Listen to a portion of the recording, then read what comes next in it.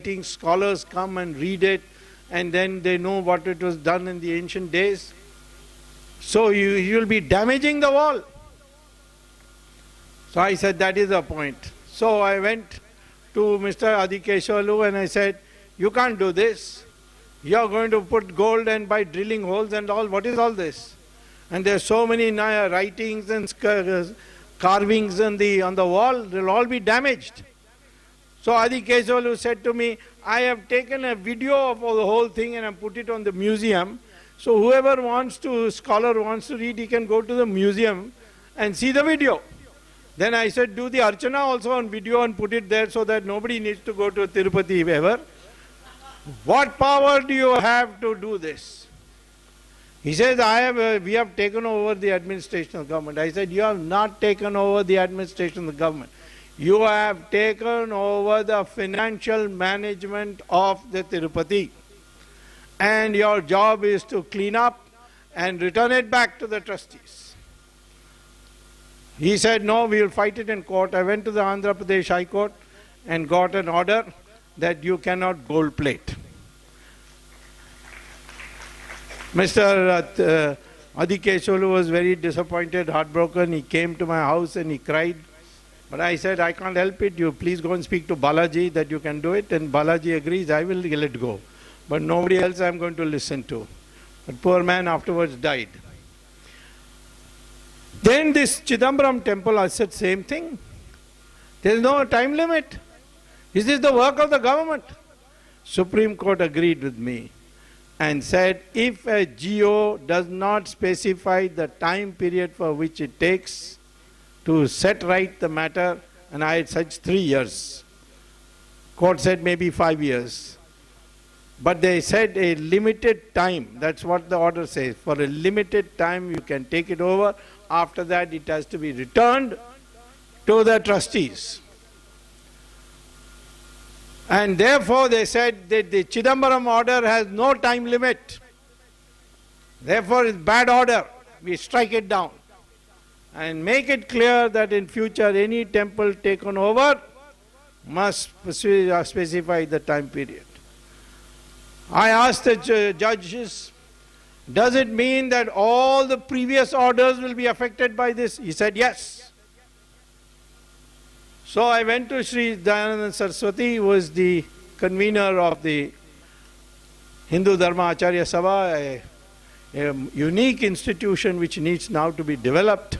Of all the Shankaracharyas and the Mahamandaleshwars and the Mathadishis and the Akhadas, all over 100 years standing, they have been made members of that.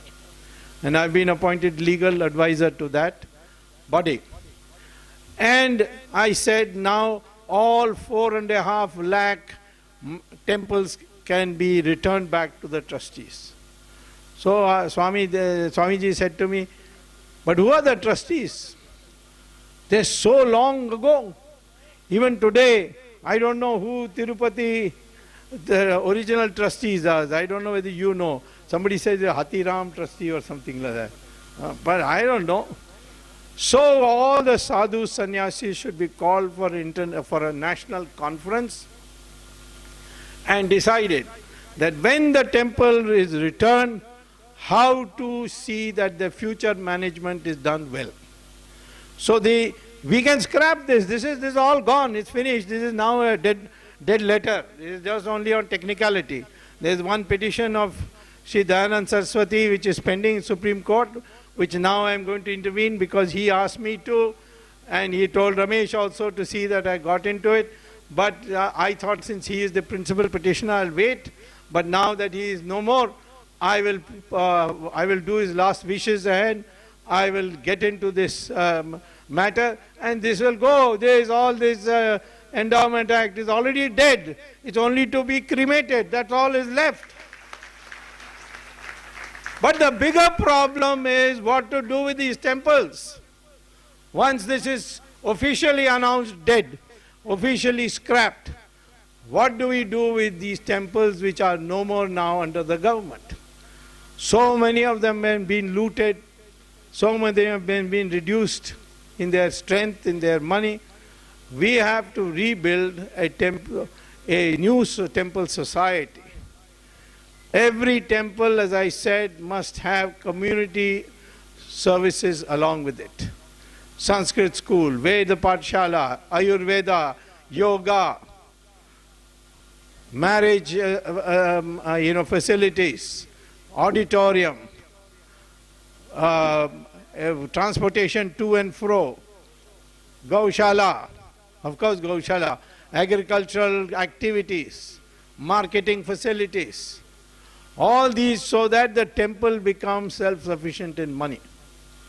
And we have to develop a cadre of pujaris. They must get a regular salary. There must be a training school for them, so that people who not only come and become pujaris, or they can recite mantras, but they can do research, and therefore on our history. All these issues have to be sorted out. And I would advise my friend Prakash Rao, this should be the last seminar for the end of endowment. Next seminar should be on future of temples and its administration.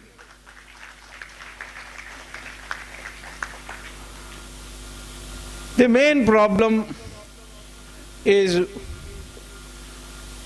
we Hindus today need a new mindset. The British have brainwashed us. We don't know our strength. See, we think we are 1.3 billion people, so must be very strong country. Nonsense. We think that, oh, we can become an economic power. So what? Japan is an economic power. Who cares for Japan? Does it have any standing in the world? Economic power by itself is not enough. You need what is called as Chetana, Sangya, Mansha, a mindset as it's called in English. A new Hindu mindset has to be built. Otherwise we can be invaded again. We may not be physically invaded, but we can be mentally invaded. If there are 1,000 goats standing at one place and one tiger comes, who's got the numbers? The goats. But which will run? One tiger is enough to make 1,000 goats run. Why? Because the goats have no mindset. They don't know how to surround the tiger and kick it to death. Their brain is not developed that way. Their brain has got nothing but fright. So they see the tiger, they run. Similarly, strength is not enough. Inside a circus, there will be 5 strong lions well fed. One thin, wiry ringmaster will walk in. He will close the door behind him and then take out a whip and crack the whip and say, climb up. All these 5 lions will climb up on the bench. Then he'll say, open your mouth. All of them will open their mouth. And then he'll put his head in each one of them. And all the people in the circus will clap. Why don't these lions kill him? Chop off his head. Because from pup status, when they're small, they've been brought up to obey. And so when they become big, they don't know their strength. So they obey. He says, climb up, they'll climb up. Open your mouth, they'll open your mouth. And then finally he'll say, go back to your cages. They will all go back to their cages. That is mindset. People used to ask me, why is it that Manmohan Singh, sitting on the chair of the Prime Minister, afraid of this Italian lady? I said, he may be, his name is Manmohan Singh, but he's a circus Singh, not a real Singh. He doesn't know his strength. He's been brought up to obey. We Hindus have been brought up to be pacifists. We don't know our strength. We don't know our rights. Suddenly people give me a lecture. Oh, you must be secular. I said, what does secularism mean? Well, they are not able to tell me. You see, what is secularism? the Hindus have been the most secular in the whole world. When we were 100% Hindus, Parsis came, Zoroastrians came running from Persia, from Muslim persecution. We invited them, we built their fire temple for them, we allowed them to stay and prosper, and that small community today is all over India. The Chief Justice Kapadia of the previous Supreme Court was a Parsi, Manik Shah, Parsi, Attorney General Sorabji, Parsi, Fali Major, our Air Force Chief, Parsi. There are Parsis all over and nobody says anything. The Hindus say, don't say, oh, there are only 60,000, how they are getting all these important posts? We don't say. Jews came all over the world, persecuted. We received them, built their synagogues, looked after them. And when Israel was founded, after adopting their constitution, the first resolution Israel passed was, thank you, India, you are the only country which did not persecute Jews in this whole world. That is our tradition. Who are there to teach us secularism? Secularism means what? Surrender? Uniform civil code? No, no, no. That's internal affairs. Then in India, we say, no, you can't build masjids. Can anyone then say internal affairs? So all these things to put together, I'm saying today, we can protect our temples. That is not a problem. But we need a new concept of temple as a community center. And two, we need a new Hindu. A new Hindu who knows his history, who knows his heritage, who learns Sanskrit. And that is what we are trying to build, and that is what we need to do. If you have any questions, I will be happy to answer them. Thank you.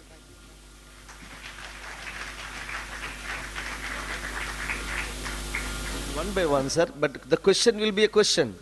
You should make a big speech. Hello. So tell your name. Introduce yourself. Stand up and tell your name.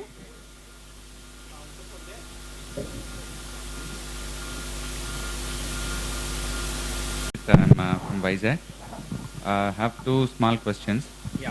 One thing, definitely the intellectual discourse on Hinduism have started big time, thanks to social media and thanks to people like you, Raju Malhotra and maybe S. Gurumurthy as well.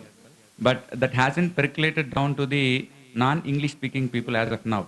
So that's a big gap that we're seeing. So what are the ways to connect to these people? Second, Well, yeah. Is that the one question? Then you can sit down. I think the people who have to be cured are the English-speaking ones. The non-English-speaking Indians are okay, no problem with them. They are all, when the emergency was going on, people used to tell me democracy is not for poor people, they are only interested in filling their stomach, where they will understand fundamental right, this, that, elections. So why are you fighting? So when I kept fighting, Mrs. Gandhi made a mistake and declared elections. And who voted Mrs. Gandhi out for the emergency? It is the uneducated North Indian. And you English-speaking South Indians voted for Indira Gandhi. Have you forgotten? If it weren't for the North Indian uneducated, illiterate, non-English speaking population, today Indira Gandhi's dictatorship would have continued. And then they come back. So we have a long history, and our non-English speaking people, no problem. The problem is the brainwashed English speaking people, and that is what we are trying to focus on. thank you, sir. I have one more question, sir.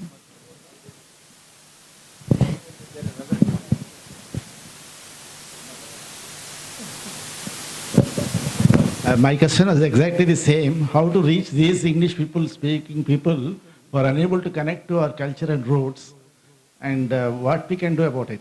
And their most powerful section now. Well, they are opinion influencers, I agree.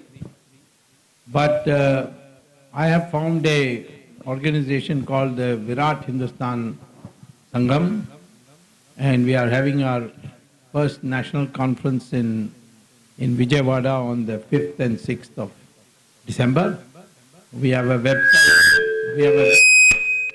We have a website, VHS, Virat Hindustan Sangam's abbreviation, vhsindia.org.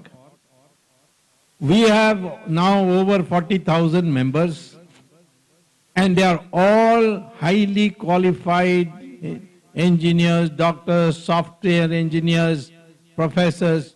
They are the people we have recruited. Most of them are below the age of 35. And we educate them on the correct history of India. We educate them on the correct habits to have, and so on. And so we are building a new crowd. And it will be only a matter of time, because I find the younger generation of this English-speaking crowd today, they are hungry to know our history. They are hungry. They are patriotic people. They have a strong sense of mission that India must be made a world power again.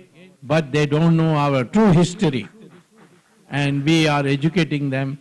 And that is why I recommend very strongly to everybody, make an effort to learn Sanskrit. If you can't learn Sanskrit, make your children learn Sanskrit. Sanskrit is the language of the future, because NASA has said that for advanced computer work, such as in artificial intelligence, the most computer-friendly language is Sanskrit, and future will be done through Sanskrit. So, if you can't do anything else, learn history or anything, just do one thing, learn Sanskrit. We put marbles, we put, a lot of ACs inside the, temples. Do we really? All that marble and all won't make a difference. If the murti has been set up with prana pratishtha puja, God will do the rest. You just have to go there with sincerity and pray. And all this sophistication, air conditioning, nothing will change that. There's no bar on that. We are a very modern religion. We accommodate most things. So there was a time when you could not travel across the seas. Now there's a new Shastras come where they're quoting that you can do. After all, the Cholas went all the way to Cambodia. How did they go? They went across the seas only. So therefore, don't worry about these things. If it helps people to visit temples because it's air conditioned, well, that is fine. But the concept of the temple, core concept, is only one. Is it made with Agama Shastras? According to Agama Shastras, if it is, and Prana Pratishtha Puja, then there is everything else is supplementary. Namaste ji.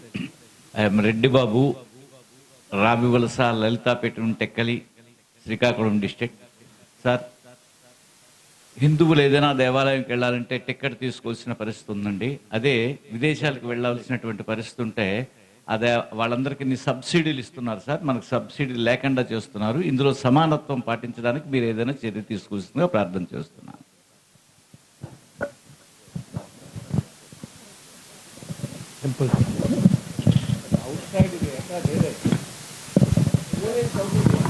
Only in this country. The other countries, so they do charge, but I don't think it's only unique to South Indian temples. So even North also they started, but the question is whether they should charge or not. That's your question. Is it charged by putting in the hundi or just giving directly? Ticket. But that means there will be an accounting. Why are you worried? If you don't like to pay that charge, you can do puja in the house also. Or you can go to some other temple. Yeah? What he meant was, there is a discrimination among the rich and the poor. 500 rupees ticket a rich person buys, that is creating kind of a commercial behavior. Now in Amaravati, which is a historical place as well as it's a very pious place, has been now Singapore, Japan or China, they are going to change the city into a modern city. Will that have any effect onto the culture, onto the, the temples and all? Because of the layout, what they are trying to say is totally westernized. Will this have effect? These are two questions, sir. Thank you. Well, the second part is being handled by the Supreme Court. Today they gave a new order. The Green Bench has given an order. It came on the radio or Yes, TV. yes, sir. It is a National Green Tribunal. They have asked to stop the work for the proceedings of the. Right. So let you ask that question after all that is over. Why should I apply my brain just now to your second question? The first question is, when we start seriously the process of building the Ram temple, I have amongst the prince, or what they call sheikhs of Saudi Arabia, one of them is known to me. He has promised me that he will get a fatwa issued that yes, masjid can be shifted. So I'll go and get a fatwa and come back, and then these people will have to obey. But more importantly, the Supreme Court Constitutional Bench in 1994 said, masjid is not an essential part of Islamic religion. And no one has challenged that. Now that's a very important thing. Whether the Saudi Arabians fatwa matters or not, that is not so important.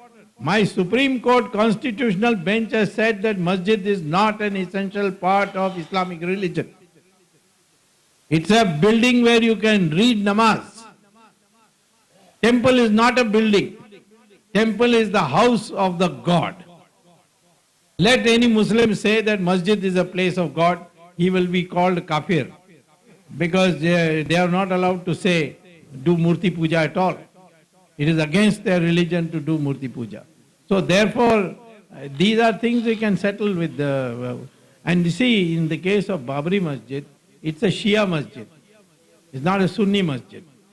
And the masjids are administered by what they call as mutwalis.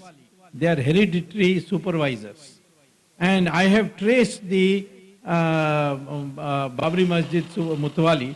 He is living in across the Saryu River, and he is ready to give an affidavit that I don't want this Babri Masjid. You build me a new masjid across the Saryu River. It's the Sunni Waqf board which says this is our property. They are not saying that this is our masjid. They say this is our property. Well, the Sunnis have no business there. It's a Shia masjid, and therefore we'll deal with the Shias.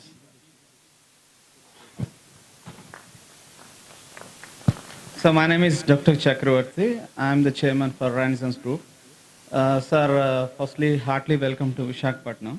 So my question is... My sambandhis live here, so it is my city. No, I'm saying heartily welcome to Visakhapatnam. Visakhapatnam. Right, to my own city. Yeah, I'm a stance follower of your in social media. Yeah. Sir, I found some misuse of press freedom in mainstream media, in which it has to lead the nation in a proper way, but it is bombarding some paid news or something, whatever you say, in misleading the nation.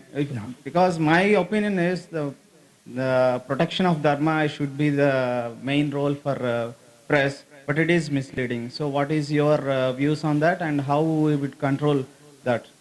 Thank you. First of all, under the Indian Constitution, press freedom is guaranteed. So all freedoms under the Constitution of India are subject to reasonable restrictions. If the press behaves unreasonably, then you have to go to the courts to challenge it. I agree with you that there is a lot of purchase of journalists who will put any rubbish against you. They will make black look white, white look white, and black look white, the other way around. So there is all that is going on. I think we cannot interfere with the press to say you write like this, you write like this, and so on. The press themselves must draw up some governing rules and act accordingly. But one thing I can do, many of the press people have huge amount of properties. So if we prosecute 5-6 of them for failure to file a proper income tax or taking bribes and so on, then the rest of them will become all right. These paid news wallahs have got huge properties, and they can be prosecuted, and that I am in favor of, prosecuting some editors, not correspondents, not very much, but editors, many of them have huge properties, and therefore prosecuting 5, 6 of them and sending them to jail will have a very good effect, and they can't complain because we are saying we are not prosecuting you for your for what you are writing in the newspaper. We are prosecuting you for having wealth beyond your known means of income. That's all. Namaste, sir. Sir, when both the books are preaching violence, that is killing other religions, why those 2 books are not banned, sir? Even those 2 books wrote crime more than a Naxalite books or any extremist books like. See, Naxalites are against our constitution. These are not against our, these, you are talking about Bible and Quran, no? Well, I mean, if you, the best way to answer them is by preaching in a superior way, and that is why we are still 80% Hindu. When they were in power and they were using violence, it did not work. Now we are in power, and why you are read about some book that preaches violence? We can make, you can argue, you can debate with them. No, they are not snake. They are just misled people. So that's why we are doing Garvapsi. Most of them, their ancestors are Hindus. I can prove it by DNA. DNA analysis shows all Indians have the same DNA. Whether he's an Andhra or he's a Marathi or he's a Tamil or he's a Kashmiri, all the DNAs of all Indians is the same. And therefore these Aryan Dravidians all bakwas. Even Brahmins and scheduled caste have the same DNA. So therefore, I am telling you, we Indians are all one, and we have to explain to the Christians and Muslims that your ancestors are Hindus. If you ever want to come back, you are welcome, and we will welcome you. And in the meantime, you should get rid of all these caste consciousness, you see. I am Kamma, and I am Reddy, and I am this and that. You see, think of yourself as a Hindu and nothing but a Hindu. This country will be solved of its problem. Sir, I am Ramakrishna from Vishwa Hindu Parishad. Yeah, Hindu Parishad. Okay. Vishwa Hindu Parishad? Yes, sir. Okay. We are saying that we are 80% Hindus. Yes. But in fact, I feel if we take Andhra Pradesh and the surrounding regions of Visakhapatnam, East Godavari and West Godavari, almost 30 to 40% people have been converted and they show themselves as Hindus. And second point is, while coming to the uneducated masses, almost I say that they are almost half converted because they go to temples as well as the Christian churches also. They say anybody is God, and these Christian missionaries, they preach us through our own language, but we are not able to reach the masses, and we are not able to block them and say that we Hindus have to follow this and that. How it is possible for us to solve this problem? Well, how do you know that it is 30%? I know, sir, very well. No, you know, you may be God, but I know you know. No. Please tell me. I have the reasons to this, say, sir. No, reason not good enough. Any documentation? Yes, I have this, sir. What is the documentation? One RK ideal school is there. Behind my house itself. It admits all school children. And on rolls they say you will lose the reservation and write as Hindu. That's not what I'm saying. You said that today they are 30% Christian. In my area, I can show they say all. How will you show me? All are Christians, sir. No, that is you're not Vedavak. See, you can't just give me a. You tell me, has there been a census result which has come, or some survey, or something which says that 30%? Yes, sir. In my ward, as per census, it is more than 80% Hindus. Your census is given according to what? No. Census doesn't give according to what? Actually, our area is almost 40% Christian. No, that is, you're telling me, you're dictating to me, you see. I want to know what is your basis. Basis means if you find in everybody house like Jesus and they say No. This is not the way. You have to give me some documentation, some census report or a survey or something. I know is not good enough for me.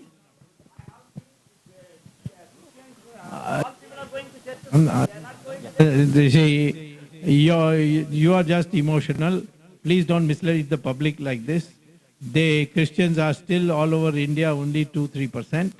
And whether I know that YSR was doing a lot of these activities, but you know our people are also very chalu people. They were justice called Balakrishnan. I don't know, you know that he was Chief Justice Supreme Court. What did his father do? He couldn't give his children education. He converted to Christianity. And after they finished their education, they all became Hindus again. So our people are very clever. They will go to Christian school and say, yes, we are Christians. But later on when they come out, they are different. So there has to be some documentation. The only fast-growing population today is the Muslim population. And that is not because of birth, it is because of infiltration from Bangladesh. You see? And that is in Assam and those places. So we have to deal with that problem. We will deal with it. But this Christian thing, don't get carried away. Yes, I agree. Foreign missionaries should not be allowed to come.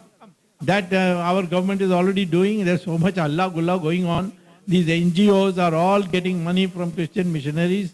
We are doing all that.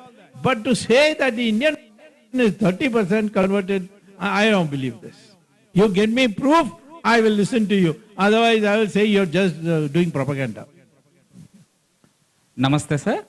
Fortunately, my name is also Subramaniam Kandala, practicing as an advocate. Before 2 months, I have enrolled. Advocate where? Yeah, here only, from Visakhapatnam. You mean a sessions court? No, sir, so from civil court. So both sessions and civil court. All right, go on. Yeah, I have a recently also, you have given the speech about the Sanskrit. Yes. So before the 3 days, if anybody observes the Times of India article, so nearby Vijayanaram district is there is a Sanskrit college which is given by the Vijayanagara Empire since from so many years or century years. But what is the destiny is towards it? Only one Sanskrit madam is there, only 3 teachers are there. I agree. Yeah. And one more question that I had associated with one NGO which is namely a Samskrita Bharati. So yes. It is the sister wing of all the RSS and yes, parental organization. So I had worked to them also. They are conducting the classes and everything. But many people are coming that and learning towards that, and they are just returning to home. Yeah. But they are not getting any information. But I want to ask that how the Sanskrit will be the living language.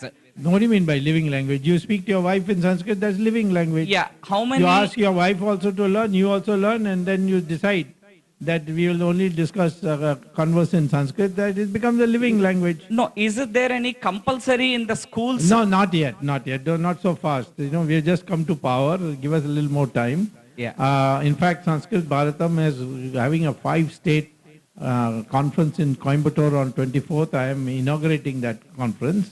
We are working. We are turning around 60 years of Mr. Jawaharlal Nehru and Indira Gandhi, you see. So, these will take a little time. But you want to learn Sanskrit, you don't have to go to school. Now you get online education. You go to the website of the Human Resource Department, you will get online facility. And I don't want you to become a Sanskrit Pandit. I just want you to speak Sanskrit in simple language, simple sentences. That's enough, you see. Thank you.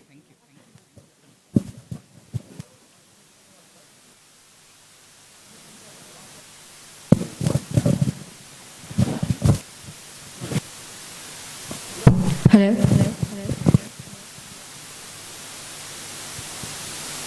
Yeah.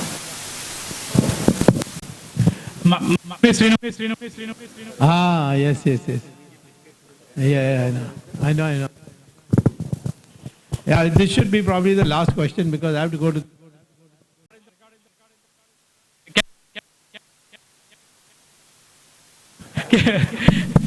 No, not that. You call me separately for that. I'll come and give you a lecture on black money. Excuse me, sir. I just wanted Not how to make black money, but how to bring it back. Sir, I just wanted to Yes. supplement what you were saying.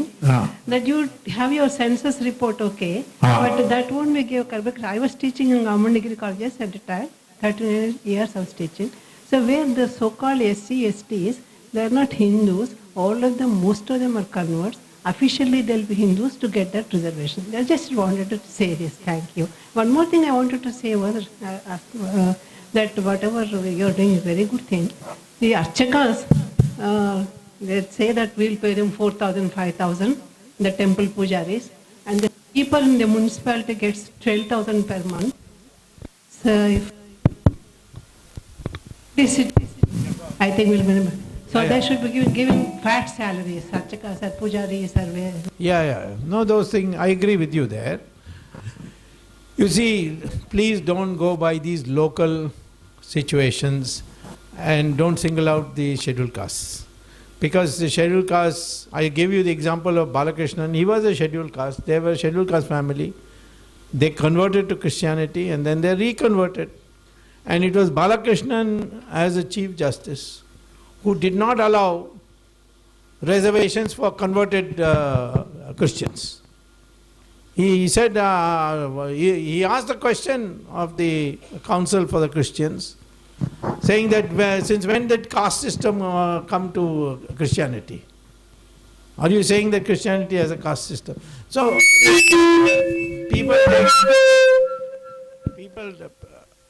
people take advantage of it. You see, therefore there are many examples of this. I think we have inherited 1,000 years of slavery, and we have to now rejuvenate our mind and have our mind refurbished. First you must know the truth about our own history, which we don't know.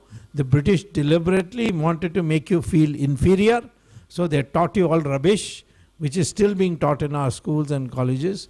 And therefore I think these are things which will change in time. It will happen slowly. But don't get carried away by propaganda of what people tell you. Please have everything you have tested against facts and then come to a conclusion. Even Muslim population there's no doubt Muslim population has grown fast in some areas, very fast.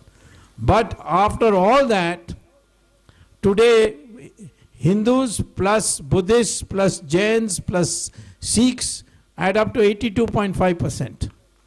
And we have to keep it that way, because if there is no Hindu majority, then there is no democracy, there is no secularism. Huh? In no Muslim country there is democracy and there is secularism. And there is no Muslim part of India where there is democracy. Take Kashmir or Malappuram. Where is the democracy in Malappuram? So therefore, in order to maintain the character of India as a democratic secular country, we must be overwhelmingly majority Hindu, and that we will protect. Provided all of you think of yourselves as Hindu first, only after that Telugu, Tamil, blah blah, etc. You see, the Hindu concept should now permeate in your mind, and you should think of that as first, then only we can do it. And if Hindus unite, then we don't need any other voter. Today 31% of Hindus united and we got absolute majority. Tomorrow 40% unite, we'll get 2/3 majority. So what you are worried about Muslims and your Christians, you see? So therefore I would say that yes, you have to be on your guard, you have to be careful. We have got Islamic forces on our border like IS now wanting to enter India. They will create havoc. But remember, if we are united, nobody can do anything to us. Vande Gomataram. Okay, last question. Vande Gomataram. Vande Gomataram. Sir, congratulations for tireless efforts to modify our Hinduism. Need same support for Gomata, sir. Almost every day 50,000 cows are sending to... Yeah, I'll cut you short. I know the answer to your question. I know your question. You see, every day that smuggling them, taking them to Bangladesh, killing them, all that. Largely because of 13 subsidies which the previous government put in place for cow meat export. And the Arab countries and some foreign countries wanted Indian cow meat. And therefore, to facilitate that, they brought in 13 subsidies. If we remove these subsidies, then nobody will export. It's not profitable. And therefore, I've written to the Prime Minister. I hope immediate action is going to come. After that will happen.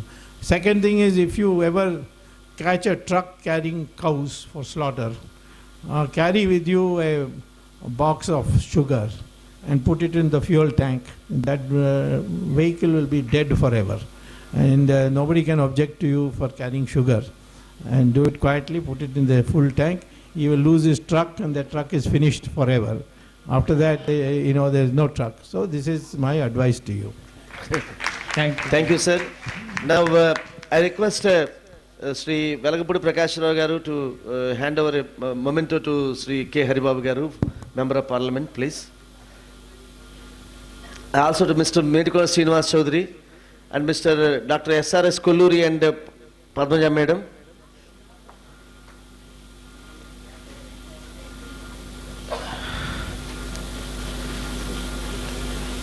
I request Mr. R.K. Jain to come on to the dais, please. R.K. Jain, please. Sureka, Mr. Jain. I request the Subramanian Swamiji to hand over a memento to Mr. R.K. Jain, past District Governor Rotary.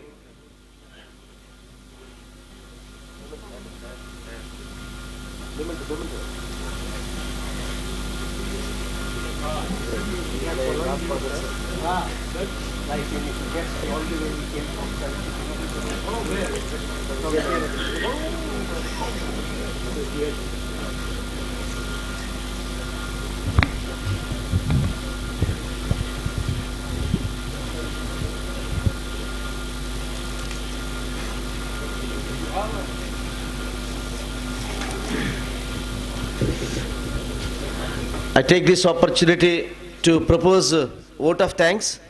Thanks to Sri Subramanya Swamiji, Swami Swarupanandendra Mahasaraswati, our Honorable Haribabu Garu. So shall I request Sri K. Haribabu Garu to say a few words, please, before I propose vote of thanks. I want to just mention Ghazal Srinivas Garu has been working on this one for the last 3-4 months, of course, even 1 year. I think he has done a wonderful job, excellent job. We need to give him an applaud. And so I just request Dr. Swami to honor him. And then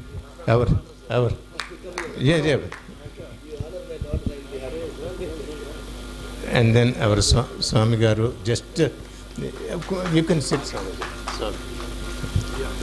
Yeah.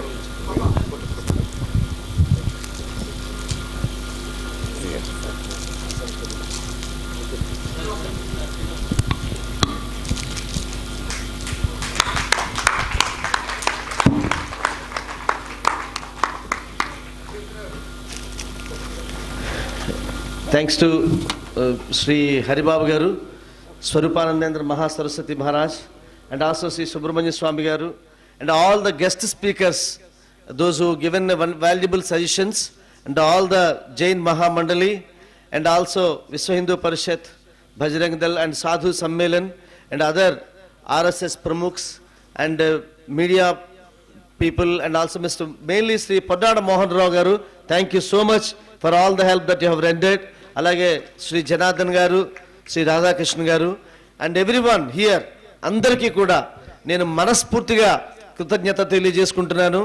మరొకసారి చాలా పెద్ద ఎత్తున వేలాది మందితోటి ఒక బహిరంగమైనటువంటి సభ చేద్దాం.